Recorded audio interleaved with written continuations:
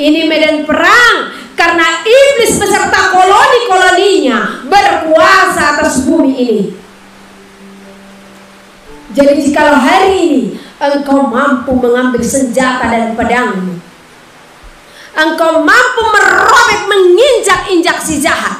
Jikalau hari ini engkau mampu mengoyak si jahat, ingat, di sana ada barang yang kudus yang telah engkau nyatakan dalam tubuh, roh, dan jiwamu. Namun tetap berjaga-jaga, tetap lawan iblis. Sadar penuh dan berjaga-jagalah, lawanmu adalah si jahat. Lawanlah ia supaya ia lari daripadamu. Jadi di saat hari ini juga engkau mampu mengoyakkan pekerjaan mereka, namun esok dia mampu untuk merongrong hati dan pikiranmu, maka engkau akan diinjak-injak olehnya. Bahkan dia akan kembali mengoyak segala apa yang telah engkau kerjakan di dalam Elohim. Persekutuanmu dia koyak, hubunganmu dia koyak, karena dengan marah saja engkau telah melanggar seluruh hukum Taurat. Artinya dengan marah saja engkau telah membatalkan segala apa perbuatan baik yang telah engkau kerjakan. Marah, kesal, tersinggung, jengkel sama saja, ya. Itulah kudusnya Elohim, supaya kita tidak bermain-main, supaya kita tidak menganggap sepi kemurahan Elohim, supaya kita tidak menganggap sepele. Jangan kamu memberikan barang yang kudus kepada anjing, dan jangan kamu melemparkan mutiaramu kepada babi, supaya jangan diinjak-injaknya dengan kakinya, lalu ia berbalik mengoyak kamu. Ini berbicara pelanggaran, ini berbicara dosa. Bukan seperti kebanyakan pengajaran-pengajaran yang mengatakan, ya, gak usah kita beritakan firman ini, toh mereka menolak. Bukan itu artinya. Karena kita harus tetap memberitakan kebenaran, baik mereka mendengar atau tidak. Demikian firman Tuhan, ya. Jadi arti daripada ayat ini, tubuh, roh, dan jiwa kita adalah barang yang kudus di hadapan Elohim. Jadi jangan berikan ini kepada anjing dan babi, kepada iblis, kepada kejahatan, kepada dosa, supaya dia tidak menginjak-injak dan mengoyak kita.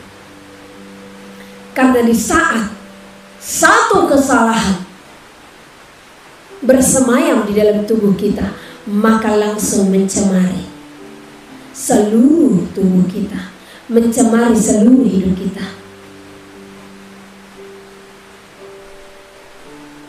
Itulah kudusnya Elohim, supaya kita mengerti kalau tujuan kita surga, maka berjuang melawan hati, berjuang harus menang. Sesakit apapun itu yang kau dengar, sesakit apapun itu yang kau derita, berjuang.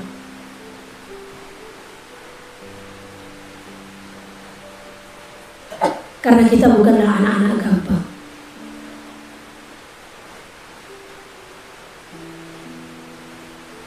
Mau berapa kali lagi Elohim akan selalu mengingatkan kita. Sadarlah dan berjaga-jagalah.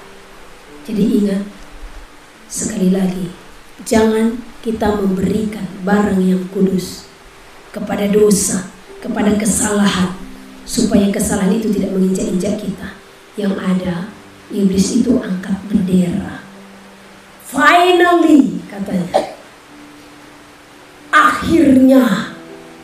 Jadi mereka angkat bendera di saat mereka menemukan kekasih-kekasih Elohim jatuh ke dalam dosa. Mereka akan bertepik sorak. Ya. Dari sekarang, mari kita bertepik sorak dengan kita mengalahkan pekerjaan si jahat. Kita yang harus bertabik solah sebagai pemenang. Jangan biarkan iblis menang dalam hidupmu, ya. Mari kita melihat bagaimana jemaat di Kolose yang baiknya, ya. Bagaimana perjuangan mereka, hidup mereka di dalam kasih kepada Elohim, kasih kepada sesama manusia yang selalu mereka nyatakan, ya. Dan bagaimana juga Paulus memberikan hati kepada mereka. Paulus tidak pernah melupakan jemaat-jemaat yang dilayaninya. Paulus tidak pernah meninggalkan jemaat-jemaat yang pernah dikunjunginya.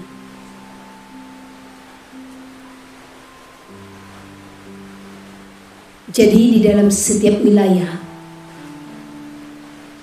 mereka selalu menempatkan penanggung jawab untuk melihat perkembangan pertumbuhan para jemaat, ya.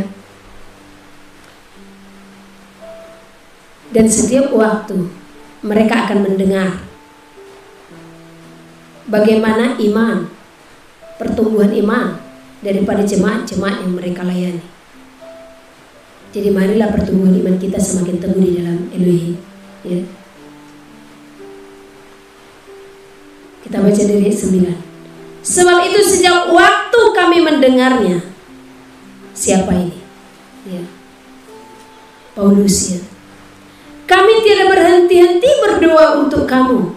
Kami meminta supaya kamu menerima segala hikmat dan pengertian yang benar untuk mengetahui kehendak Elohim dengan sempurna, sehingga hidupmu layak di hadapannya serta berkenan kepadanya dalam segala hal.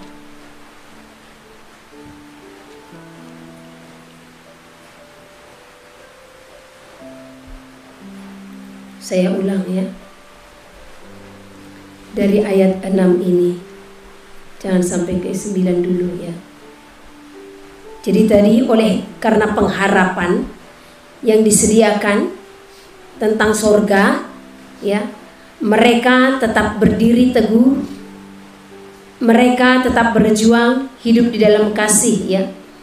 Tentang pengharapan itu telah terlebih dahulu kamu dengar dalam firman kebenaran, yaitu Injil yang sudah sampai kepada kamu. Injil itu berbuah dan berkembang di seluruh dunia. Dan Injil itulah yang kita terima sampai detik ini. Jadi tidak ada perbedaan. Apa yang jemaat Kolose telah terima, Injil yang mereka terima juga telah kita terima. Demikian juga di antara kamu sejak waktu kamu mendengarnya dan mengenal kasih karunia Elohim dengan sebenarnya. Semuanya itu telah kamu ketahui dari Epafras, kawan pelayanan yang kami kasihi, yang bagi kamu adalah pelayan Hamasia yang setia. Dialah juga yang telah menyatakan kepada kami kasih-Mu dalam roh.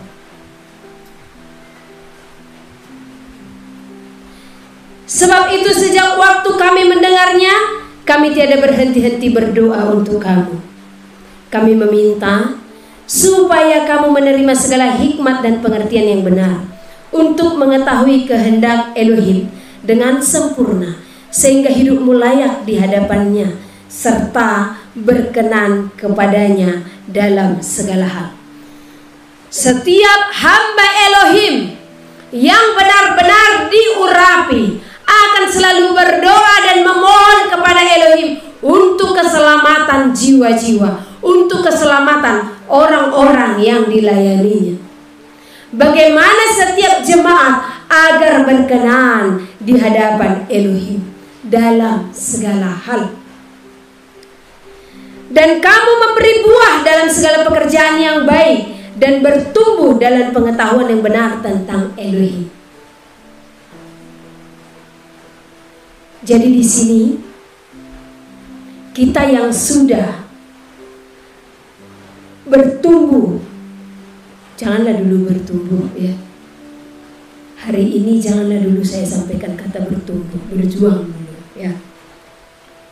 Tetapi kita yang sudah menerima pengetahuan yang benar tentang Elohim, sebaiknya kita harus memberi buah yang baik, ya, melalui segala pekerjaan-pekerjaan dalam kehidupan kita. Apapun yang kita lakukan, tunjukkanlah kalau kita adalah orang-orang yang telah mendapatkan, menerima Injil dan kebenaran yang daripada Elohim, dan dikuatkan dengan segala kekuatan oleh kuasa kemuliaannya untuk menanggung segala sesuatu dengan tekun dan sabar. Luar biasa doa Paulus, permohonannya agar setiap jemaat-jemaat yang dilayaninya, ya, dikuatkan dengan segala kekuatan oleh kuasa kemuliaan untuk menanggung segala sesuatu dengan tekun dan sabar. Saya sampaikan kepada kita semua, penderitaan yang kita alami, ya, tidaklah lebih besar dari penderitaan yang mereka alami. Karena di zaman para rasul, ya, pengikut-pengikut Hamasia benar-benar menderita di saat mereka berkomitmen untuk mengikut Hamasia. Namun di dalam penderitaan itu perjuangan mereka tidak surut, kasih mereka tidak surut. Kita di zaman ini, perjuangan iman kita sudah ada hak yang melindungi. Jadi sebenarnya penderitaan kita sesungguhnya bisa disebut bukan penderitaan. Karena seberapalah yang kita alami, seberapalah yang kita derita. Coba saudara cek diri saudara. Apa-apa saja derita yang telah saudara alami di saat mengikut Hamasia. Ditinggalkan saudara masih biasa, belum terlalu sakit, ya. Meninggalkan pekerjaan masih biasa, ya, masih tetap bisa makan. Ditinggalkan orang tua masih biasa, masih ada saudara seiman, ya. Adakah di antara saudara yang sudah mengalami penderitaan badan di saat mengikut Hamasia? Adakah engkau pernah dilempari? Adakah engkau pernah dikejar-kejar? Belum, ya. Namun sekiranya itu pun terjadi di hadapanmu suatu hari nanti, janganlah pernah surut imanmu, janganlah pernah tawar hatimu, janganlah pernah kecil kekuatanmu, namun tetaplah berjuang. Karena demikianlah telah dikaruniakan kepadamu. Sebab kepadamu dikaruniakan bukan hanya percaya saja, tetapi untuk menderita bersama-sama dengan Hamasia. Berbahagialah orang yang masuk ke dalam penderitaan Hamasia. Jadi jikalau suatu hari nanti kita akan mengalami derita aniaya, dikejar-kejar, ya, atau bahkan dibunuh karena kebenaran, firman Elohim katakan, berbahagialah sebab bumi ini bukanlah tempat kita, dan kematian secara jasmani ini bukanlah ending dari segala sesuatu, tetapi kematian adalah jalan menuju kehidupan di saat apa? Kita bersama-sama di dalam Elohim. Kematian hanyalah sebagai jembatan kita untuk bersatu dan bersama-sama dan untuk melihat wajah Elohim. Bukan kematian yang harus kita takutkan, ya. Jadi berjuang. Jadi marilah kita tekun dan sabar menghadapi segala ujian. Dan apalagi doanya. Dan mengucap syukur dengan sukacita kepada Bapa yang melayakkan kamu untuk mendapatkan bagian dalam apa yang ditentukan untuk orang-orang kudus di dalam kerajaan terang. Haleluya.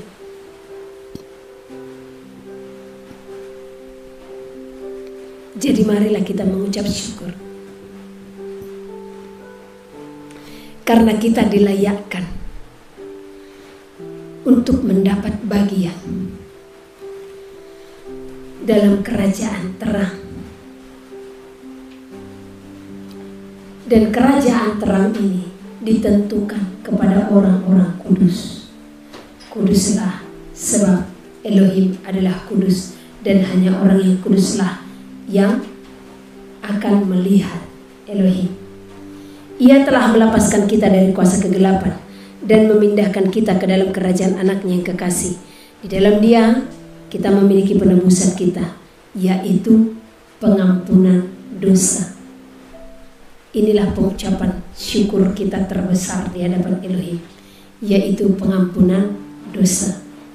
Dan itu juga kabar sukacita bagi kita, sekalipun kita melakukan kesalahan.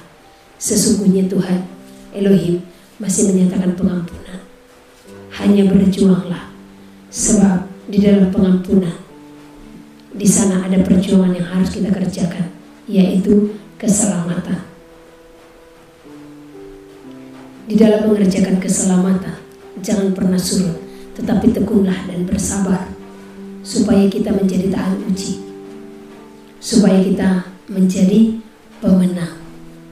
Demikian renungan kita pada sore hari ini.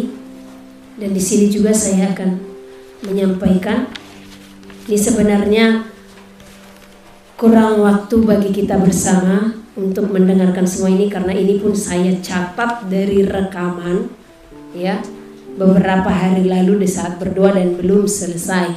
Namun titik-titik besarnya saya sampaikan dulu supaya tidak terlambat ya.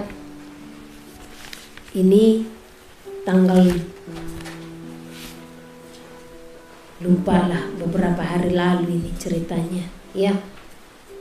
Jadi ini di saat kita berdoa, di saat ibadah pagi kalau tidak salah ini ya. Ibadah pagi di sini setiap jam 6. Ya. Jadi di saat berdoa, sudah masuk firman kalau tidak salah ini kepenuhan ya.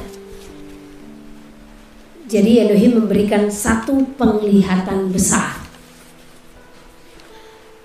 Nah, beberapa hari lalu itu kemarin saya sudah posting di sosial media bagaimana pesan-pesan Elohim ya. Dan tetap kita berharap kepada Elohim untuk membujuk hatinya ya. Untuk membujuk hatinya, kita tetap berjuang untuk membujuk hati Elohim agar segala itu dihalaukan daripada kita ya. Nah, namun beberapa hari setelahnya, setelah nubuatan itu diberikan, saya diberikan penglihatan besar ya, di mana dalam penglihatan itu ada air yang meluap ya. Saya tidak tahu di mana, tetapi air yang meluap itu intinya ya. Dan beberapa getaran-getaran itu Elohim perlihatkan. Sebenarnya ada kota-kota yang ditunjukkan ya. Hanya saya tidak terlalu tahu tepatnya itu di mana.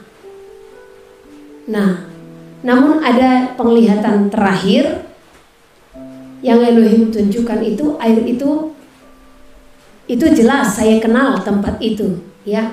Bukan saya pernah singgah, namun waktu kami pernah di Lombok. Jadi waktu mau pergi ke satu tempat itu saya lihat di pinggir jalan kami lewati. Nah, itu penglihatan yang Elohim tunjukkan salah satunya ya. Hanya itu daerah yang saya lihat dengan jelas dan saya kenal karena saya pernah lihat tempat itu. Jadi saya katakan itu seperti di Lombok ya. Nah, itu setelah penglihatan air yang meluap.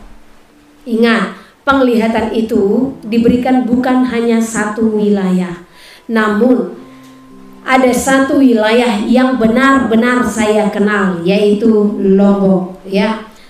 Dan saat itu Elohim berfirman, akan ada gelombang besar yang akan terjadi.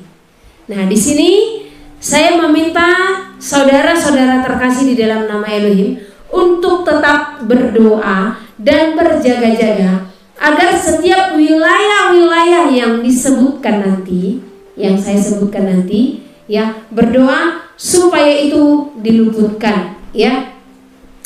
Berdoa bagi Nias Sibolga dan Barus.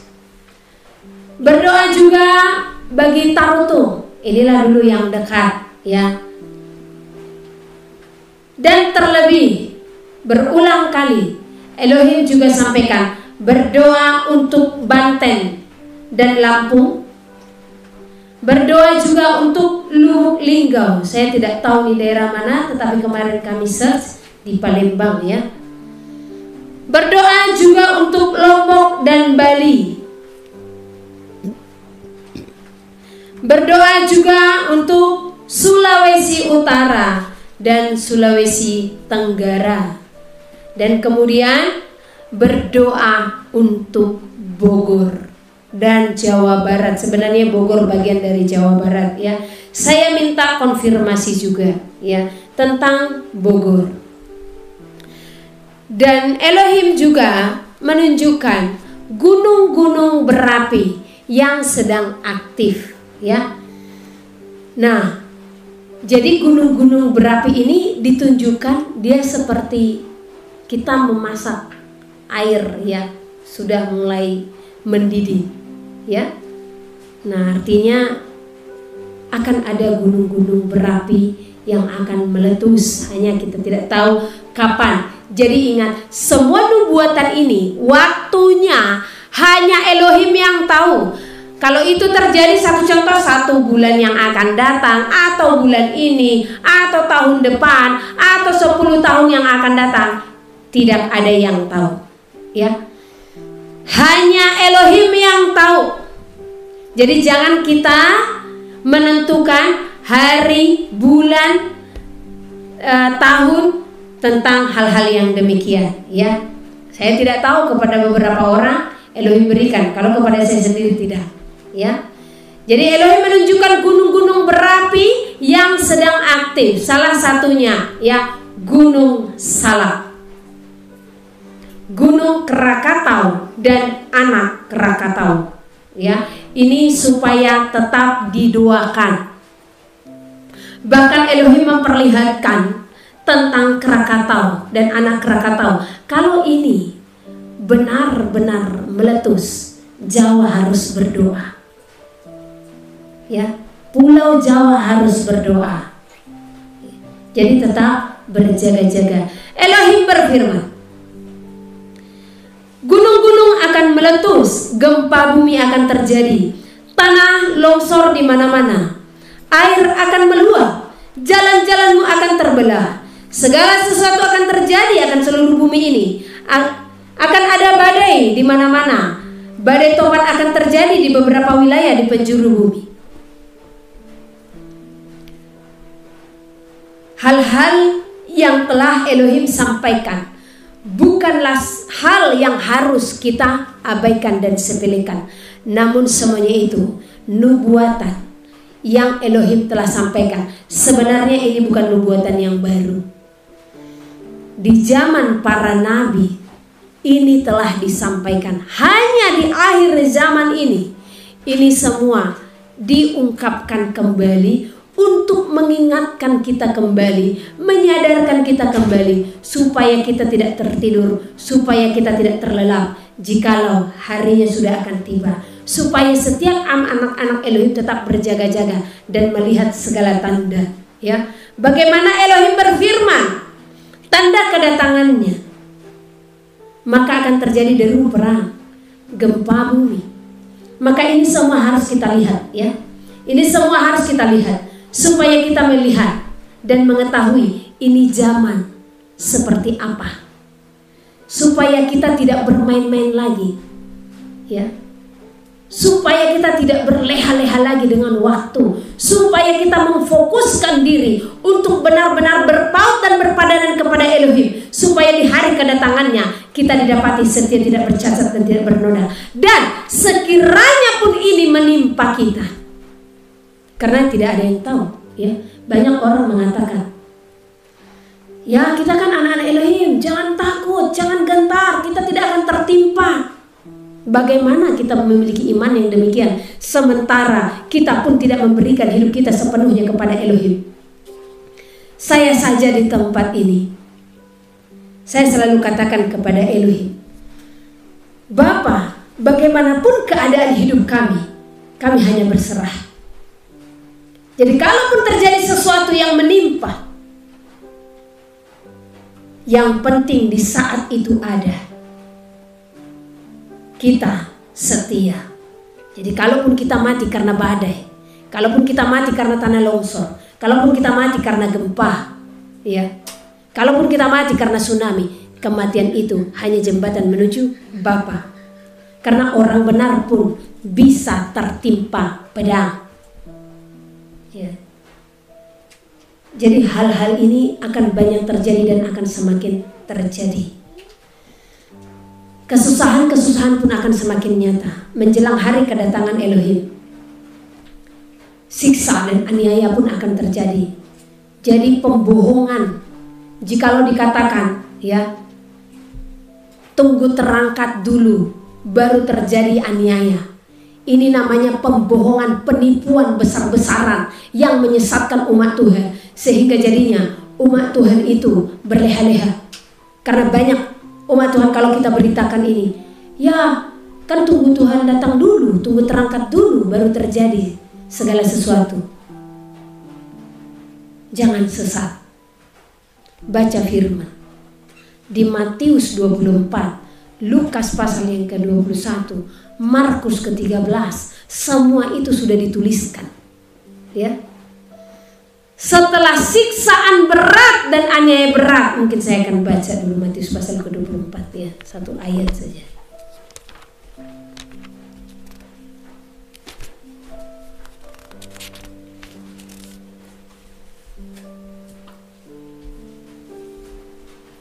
Matius pasal yang ke-24 ayat yang ke-29. Di sini perikopnya, kedatangan anak manusia perumpamaan tentang pohon ara. Segera sesudah siksaan pada masa itu, segera sesudah siksaan, matahari akan menjadi gelap dan bulan tidak bercahaya, dan bintang-bintang akan berjatuhan dari langit, dan kuasa-kuasa langit akan goncang. Pada waktu itu akan tampak tanda anak manusia di langit, dan semua bangsa di bumi akan meratap, dan mereka akan melihat anak manusia itu datang di atas awan-awan di langit dengan segala kekuasaan dan kemuliaannya. Saya rasa cukup jelas, ya, bagaimana firman Elohim menyatakan, ya, segera sesudah siksaan pada masa itu barulah anak manusia itu datang di atas awan-awan. Jadi pengajaran dari mana yang mengatakan jikalau kita terangkat dulu baru datang siksaan? Ini hanya membuat mental anak-anak Elohim, kalau masa itu ada, mental mereka pun akan down sehingga mereka jatuh kepada tanda bilangan, sehingga mereka pun kecewa.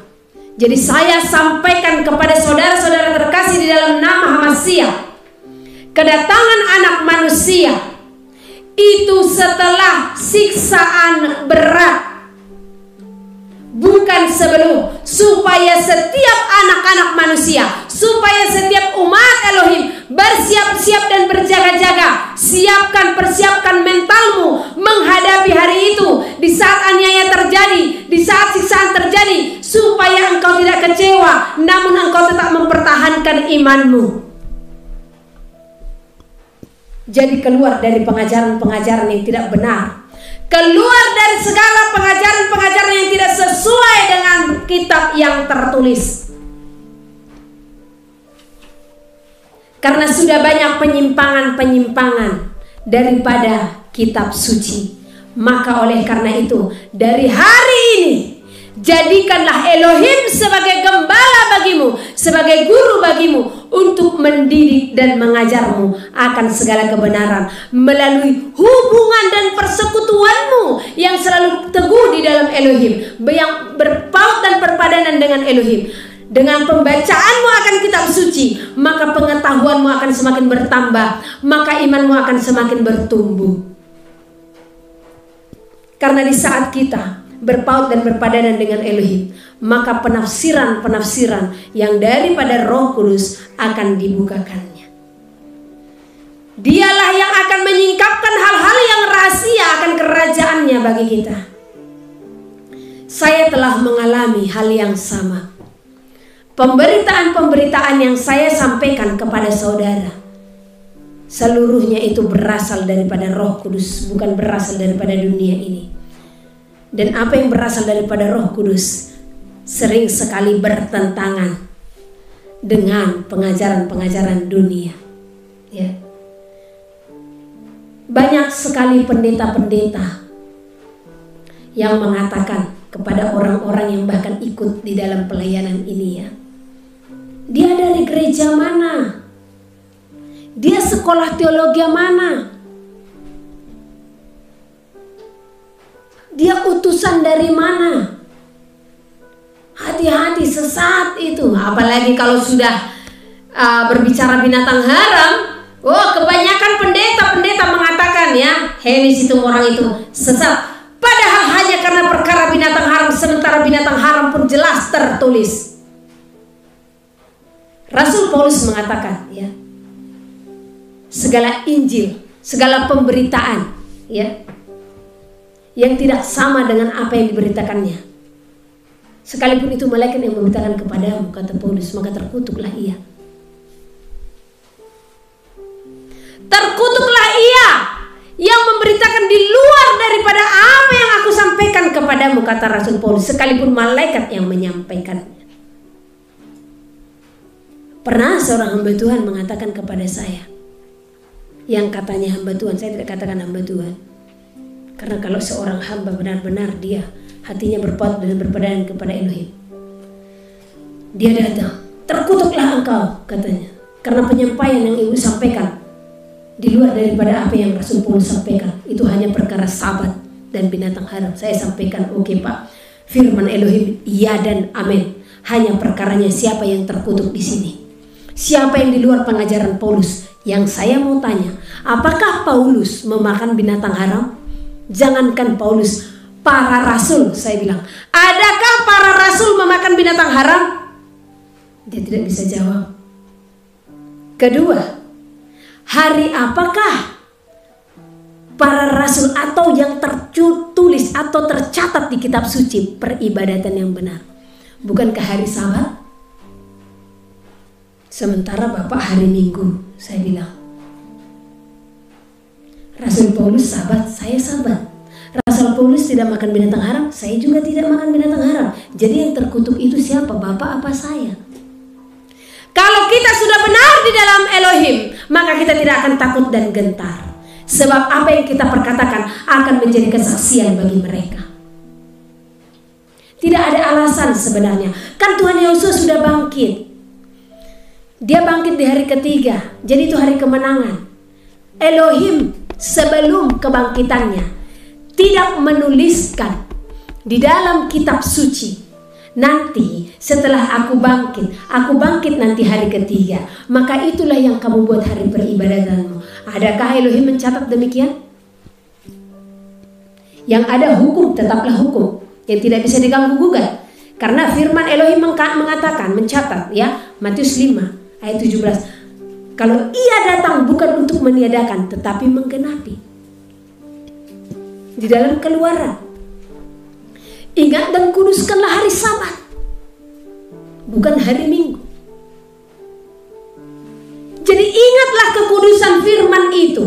Ingatlah bagaimana kudusnya ia yang berfirman, supaya saudara tidak berpaling daripada kekudusan firman itu hanya karena filsafat-filsafat atau pengajaran-pengajaran dunia yang memutarbalikkan apa yang telah tertulis.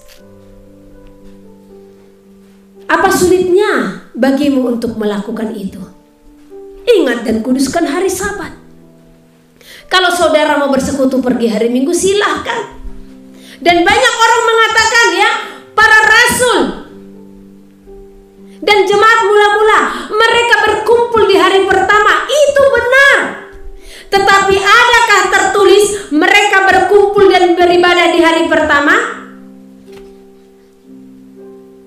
dikatakan mereka berkumpul di hari yang pertama dan memecah-mecah roti. Di dalam sukacitanya mereka, setelah hari Sabat, hari peribadatan, mereka berkumpul di hari pertama untuk apa? Bersukacita, untuk saling sharing. Karena peribadatan itu hari yang khusus ya. Tidak ada ceritanya cengkrama-cengkrama ria di sana. Itu murni peribadatan. Ibadah yang kudus di hadapan Tuhan. Itu murni memuji dan menyembah Elohim. Tidak ada memecah-mecah roti di sana. Tetapi perkataan memecah roti itu adalah membagi-bagikan firman. Ya, yang ada di sana apa? Pemberitaan daripada firman Tuhan. Tetapi di hari pertama, karena itulah hari bisa berkumpul-kumpul, bersekutu ya, bukan di hari Sabat ya. Di hari pertama itu, para jemaat mula-mula mereka berkumpul. Mereka memecah-mecah roti. Artinya apa? Mereka berkumpul untuk saling sharing-sharing dan mereka pun makan bersama. Itulah di hari pertama itu, tidak dikatakan mereka beribadah, tetapi mereka berkumpul dan bersekutu. Amsal pasal 27. Janganlah memuji diri karena esok hari, karena engkau tidak tahu apa yang akan terjadi hari itu. Biarlah orang lain memuji engkau, dan bukan mulutmu, orang yang tidak kau kenal, dan bukan bibirmu sendiri. Batu adalah berat, dan pasir pun ada beratnya, tetapi lebih berat dari kedua-duanya adalah sakit hati terhadap orang bodoh. Panas hati kejam dan murka melanda, tetapi siapa dapat tahan terhadap cemburu? Lebih baik teguran yang nyata-nyata daripada kasih yang tersembunyi. Seorang kawan memukul dengan maksud baik, tetapi seorang lawan mencium secara berlimpah-limpah. Orang yang kenyang menginjak-injak madu, tetapi bagi orang yang lapar, segala yang pahit dirasakan manis. Seperti burung yang lari dari sarangnya, demikianlah orang yang lari dari kediamannya. Minyak dan wangi-wangian menyukakan hati, tetapi penderitaan merobek jiwa. Jangan kau tinggalkan temanmu dan teman ayahmu. Jangan datang di rumah saudaramu pada waktu engkau malang. Lebih baik tetangga yang dekat daripada saudara yang jauh. Anakku, hendaklah engkau bijak, sukakanlah hatiku, supaya aku dapat menjawab orang yang mencela aku. Kalau orang bijak melihat malapetaka, bersembunyilah ia. Tetapi orang yang tak berpengalaman berjalan terus, lalu kena celaka. Ambillah pakaian orang yang menanggung orang lain, dan tahanlah dia sebagai sandera ganti orang asing. Siapa pagi-pagi sekali memberi selamat dengan suara nyaring, hal itu akan dianggap sebagai kutuk baginya. Seorang istri yang suka bertengkar serupa dengan tiris yang tidak henti-hentinya menitik pada waktu hujan. Siapa menahannya menahan angin, dan tangan kanannya menggenggam minyak. Besi menajamkan besi, orang menajamkan sesamanya. Siapa memelihara pohon ara akan memakan buahnya, dan siapa menjaga tuannya akan dihormati. Seperti air mencerminkan wajah, demikianlah hati manusia mencerminkan manusia itu. Dunia orang mati dan kebinasaan tak akan puas. Demikianlah mata manusia tak akan puas.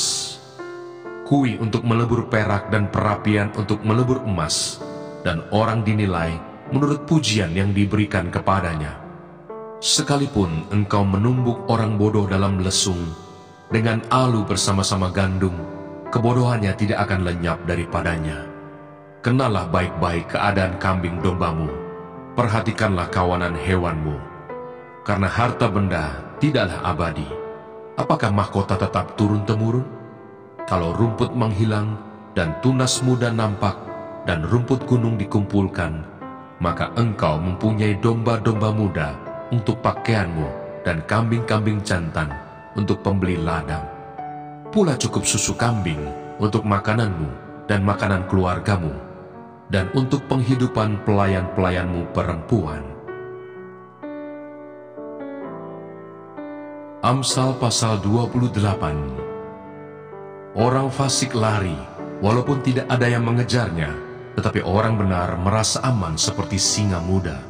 Karena pemberontakan negeri, banyaklah penguasa-penguasanya, tetapi karena orang yang berpengertian dan berpengetahuan, tetaplah hukum. Orang miskin yang menindas, orang-orang yang lemah, adalah seperti hujan deras, tetapi tidak memberi makanan. Orang yang mengabaikan hukum memuji orang fasik, tetapi orang yang berpegang pada hukum menentangnya. Orang yang jahat tidak mengerti keadilan, tetapi orang yang mencari Tuhan mengerti segala sesuatu. Lebih baik orang miskin yang bersih kelakuannya daripada orang yang berliku-liku jalannya, sekalipun ia kaya. Orang yang memelihara hukum adalah anak yang berpengertian, tetapi orang yang bergaul dengan pelahap mempermalukan ayahnya. Orang yang memperbanyak hartanya dengan riba dan bunga uang, mengumpulkan itu untuk orang-orang yang mempunyai belas kasihan kepada orang-orang lemah. Siapa memalingkan telinganya untuk tidak mendengarkan hukum, juga doanya adalah kekejian. Siapa menyesatkan orang jujur ke jalan yang jahat, akan jatuh ke dalam lubangnya sendiri. Tetapi orang-orang yang tak bercela akan mewarisi kebahagiaan. Orang kaya menganggap dirinya bijak, tetapi orang miskin yang berpengertian mengenal dia. Jika orang benar menang, banyaklah pujian orang. Tetapi jika orang fasik mendapat kekuasaan, orang menyembunyikan diri. Siapa menyembunyikan pelanggarannya tidak akan beruntung, tetapi siapa mengakuinya dan meninggalkannya akan disayangi. Berbahagialah orang yang senantiasa takut akan Tuhan, tetapi orang yang mengeraskan hatinya akan jatuh ke dalam malapetaka. Seperti singa yang meraung atau beruang yang menyerbu, demikianlah orang fasik yang memerintah rakyat yang lemah. Seorang pemimpin yang tidak mempunyai pengertian, keras penindasannya, tetapi orang yang membenci laba yang tidak halal memperpanjang umurnya. Orang yang menanggung darah orang lain akan lari sampai ke liang kubur. Janganlah engkau menahannya. Siapa berlaku tidak bercela akan diselamatkan, tetapi siapa berliku-liku jalannya akan jatuh ke dalam lubang. Siapa mengerjakan tanahnya akan kenyang dengan makanan, tapi siapa mengejar barang yang sia-sia akan kenyang dengan kemiskinan. Orang yang dapat dipercaya mendapat banyak berkat, tetapi orang yang ingin cepat menjadi kaya tidak akan luput dari hukuman. Memandang bulu tidaklah baik, tetapi untuk sekerat roti orang membuat pelanggaran. Orang yang kikir tergesa-gesa mengejar harta dan tidak mengetahui bahwa ia akan mengalami kekurangan. Siapa menegur orang akan kemudian lebih disayangi daripada orang yang menjilat. Siapa merampasi ayah dan ibunya dan menyangka bahwa itu bukan suatu pelanggaran, ia sendiri adalah kawan si perusak. Orang yang loba menimbulkan pertengkaran, tetapi siapa percaya kepada Tuhan diberi kelimpahan. Siapa percaya kepada hatinya sendiri adalah orang bebal, tetapi siapa berlaku dengan bijak akan selamat. Siapa memberi kepada orang miskin tak akan berkekurangan, tetapi orang yang menutup matanya akan sangat dikutuki. Jika orang fasik mendapat kekuasaan, orang menyembunyikan diri, tetapi jika mereka binasa, bertambahlah jumlah orang benar. Amsal pasal 29. Siapa bersih tegang leher, walaupun telah mendapat teguran, akan sekonyong-konyong diremukkan tanpa dapat dipulihkan lagi. Jika orang benar bertambah, bersukacitalah rakyat. Tetapi jika orang fasik memerintah, berkeluh kesahlah rakyat. Orang yang mencintai hikmat menggembirakan ayahnya, tetapi siapa yang bergaul dengan pelacur memboroskan harta. Dengan keadilan seorang raja menegakkan negerinya, tetapi orang yang memungut banyak pajak meruntuhkannya. Orang yang menjilat sesamanya membentangkan jerat di depan kakinya. Orang yang jahat terjerat oleh pelanggarannya, tetapi orang benar akan bersorak dan bersukacita. Orang benar mengetahui hak orang lemah, tetapi orang fasik tidak mengertinya. Pencemooh mengacaukan kota, tetapi orang bijak meredakan amarah. Jika orang bijak berperkara dengan orang bodoh ini mengamuk dan tertawa, sehingga tak ada ketenangan. Orang yang haus akan darah membenci orang saleh, tetapi orang yang jujur mencari keselamatannya. Orang bebal melampiaskan seluruh amarahnya, tetapi orang bijak akhirnya meredakannya. Kalau pemerintah memperhatikan kebohongan, semua pegawainya menjadi fasik. Si miskin dan si penindas bertemu, dan Tuhan membuat mata kedua orang itu bersinar. Raja yang menghakimi orang lemah dengan adil, tahtanya tetap kokoh untuk selama-lamanya.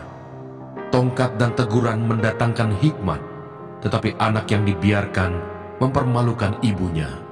Jika orang fasik bertambah, bertambahlah pula pelanggaran, tetapi orang benar akan melihat keruntuhan mereka. Didiklah anakmu, maka ia akan memberikan ketentraman kepadamu dan mendatangkan sukacita kepadamu. Bila tidak ada wahyu, menjadi liarlah rakyat. Berbagailah orang yang berpegang pada hukum. Dengan kata-kata saja seorang hamba tidak dapat diajari, sebab walaupun ia mengerti, namun ia tidak mengindahkannya. Kau lihat orang yang cepat dengan kata-katanya. Harapan lebih banyak bagi orang bebal daripada bagi orang itu. Siapa memanjakan hambanya sejak muda, akhirnya menjadikan dia keras kepala. Si pemarah menimbulkan pertengkaran, dan orang yang lekas gusar banyak pelanggarannya. Keangkuhan merendahkan orang, tetapi orang yang rendah hati menerima pujian. Siapa menerima bagian dari pencuri, membenci dirinya. Didengarnya kutuk, tetapi tidak diberitahukannya. Takut kepada orang mendatangkan jerat, tetapi siapa percaya kepada Tuhan, dilindungi. Banyak orang mencari muka pada pemerintah, tetapi dari Tuhan orang menerima keadilan. Orang bodoh adalah kekejian bagi orang benar. Orang yang jujur jalannya adalah kekejian bagi orang fasik.